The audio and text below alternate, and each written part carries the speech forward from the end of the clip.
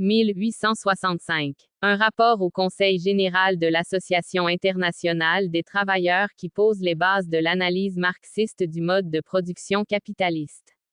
Pour l'émancipation définitive de la classe travailleuse, c'est-à-dire pour l'abolition définitive du salariat. Salaire, prix et profit.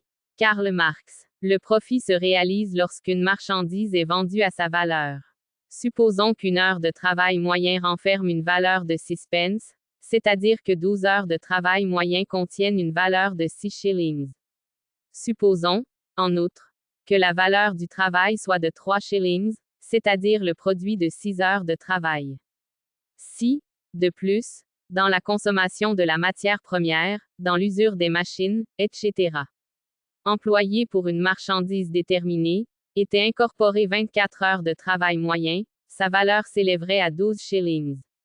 Si, en outre, l'ouvrier occupé par le capitaliste ajoutait à ses moyens de production 12 heures de travail, ces 12 heures seraient matérialisées dans une valeur additionnelle de 6 shillings.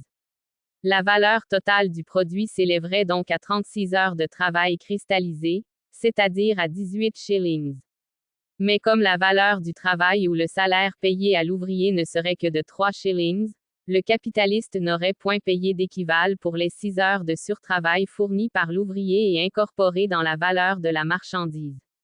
En vendant cette marchandise à sa valeur, 18 shillings, le capitaliste réaliserait par conséquent une valeur de 3 shillings pour laquelle il n'aurait pas payé d'équivalent.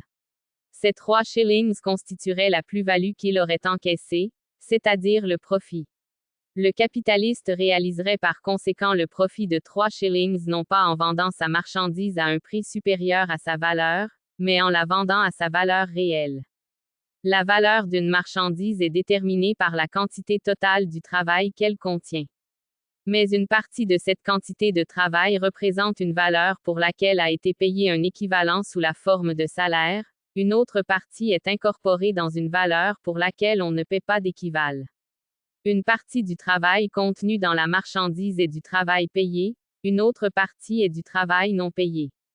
Par conséquent, en vendant la marchandise à sa valeur, c'est-à-dire comme la cristallisation de la quantité totale du travail qui y fut employé, le capitaliste doit forcément la vendre avec un profit. Il ne vend pas seulement ce qui lui a coûté un équivalent, mais aussi ce qui ne lui a rien coûté, bien que cela ait coûté du travail à son ouvrier. Les frais de production de la marchandise pour le capitaliste et son coût réel sont deux choses différentes. Je répète donc que l'on fait des profits normaux et moyens lorsqu'on vend les marchandises non pas au-dessus de leur valeur réelle, mais bien à leur valeur réelle. Archive Internet des Marxistes, archive Marx Engels. Début précédent ou de la page sommaire suite fin.